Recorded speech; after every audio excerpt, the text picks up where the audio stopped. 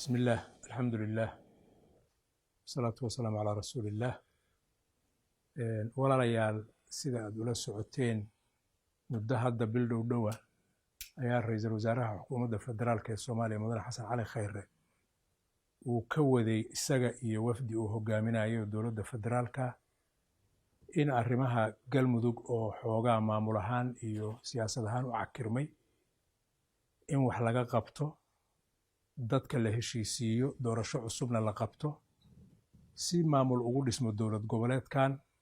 maamul goboleedkaas cusub oo la dhisayana uu noqdo midkii bedeli lahaa maamulkii taariikhda 4 Julaay uu dhammaaday mandatekiisi. ra'iisul wasaaruhu galmudug wuxuu kala hadlay arrimo ay ugu muhiimsan yihiin 3 qodob. qodobka koowaad oo ahaa qaramaynta ciidamada deegaanka jooga iyo in lagu soo kordhiyo ciidamo federaal ah, ujeedaduna ay tahay in la sugo amniga haddii ay tahay doorashooyin iyo dib u heshiisiin in lagu qabto galmudug magaalo madaxdeeda Dhuusamareeb. qodobka labaad carabkana waa ku dhuftay, waa arrinka dib u heshiisiinta. waxaa laga shaqaynayay in barnaamij laga hirgeliyo halkan dib u heshiisiineed la isugu keeno dhammaan beelaha dhaqanka iyo cid walboo nufuud ku leh arrimaha galmudug halkan la isugu keeno, lagu heshiiyo. heshiiskaas kadibna loo gudbo qodobka saddexaad oo ah doorashada. arrinka marka caawa aan rabo inaan ka sameeyo war-saxaafadeedkan waa qodobka labaad oo ah arrinka dib u heshiisiinta. sida la isla gartay waxaa la rabaa in lagu qabto, waxaa la qorsheeyey in lagu qabto magaalo madaxda dowlad goboleedka galmudug ee Dhuusamareeb ee aan hadda idinkala hadlayo shir dib u heshiisiineed. marka war-saxaafadeedka aan idin akhrin doono waa wareegto wasaaraddu ka soo saartay arrimahaas u diyaargarowgooda, dhexgalkooda iyo dhammaystirkooda intaba. bismi illaahi raxmaan raxiim. maanta oo ay taariikhdu tahay 17 bisha 7 2019 dhismaha guddiga qabanqaabada shirweynaha dib u heshiisiinta galmudug.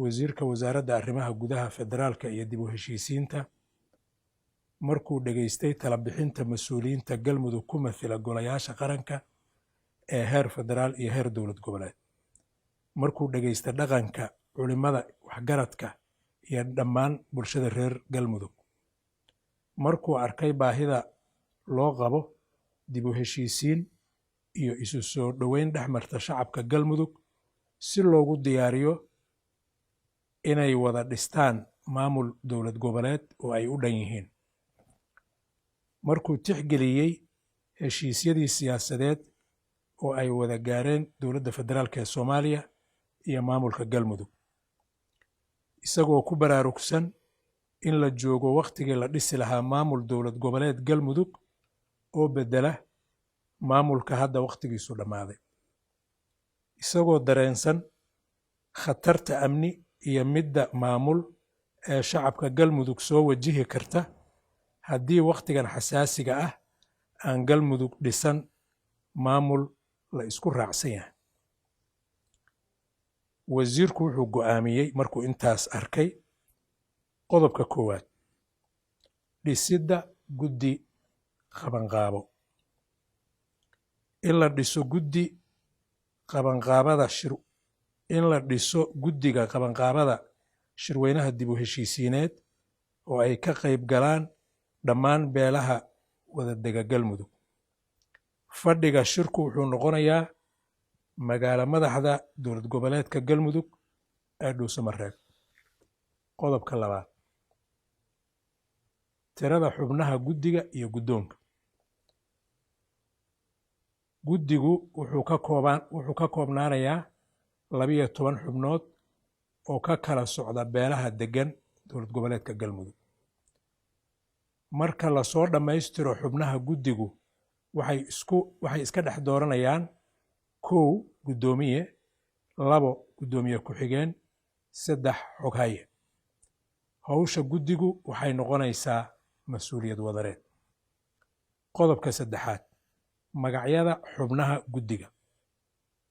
1 cabdiraxmaan macalin cabdulaahi baadiyow. 2 maxamed nuur gacal. 3 aadan cusmaan xuseen. 4 maxamed maxamuud gacmo dheere. 5 cabdikaafi maxamed maxamuud. 6 xasan maxamed jimcaale. 7 ambaasadar cabdi xaaji liibaan dhabancad. 8 faadumo axmed caalin cureeji. 9 cabdi maxamed jaamac.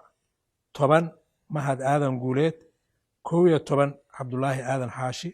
12 sahre colaad cabdi. qodobka afraad ee wareegtada, guddiga qabanqaabada shirka dib u heshiisiinta galmudug. guddiga qabanqaabada shirka dib u heshiisiinta galmudug waxay u xil saaran yihiin xiriirka beelaha, soo ururinta iyo isu keenidda ergooyinka beelaha ku mathilaya shirweynaha, daadihinta shirka iyo xaqiijinta qaabkii xal waara looga gaari lahaa khilaafaadka bulsho iyo kuwa siyaasadeed ee ka dhex jira beelaha galmudug. qodobka 5aad, guddiga waxaa la howlgelaya xoghayn ka wakiil ah wasaaradda arrimaha gudaha federaalka iyo dib u heshiisiinta oo si siman ula shaqayn doonta guddiga qabanqaabada shirka iyo shirweynaha labadaba. qodobka 6aad ee ugu dambeeya, waajibaadka shaqo ee guddiga qabanqaabada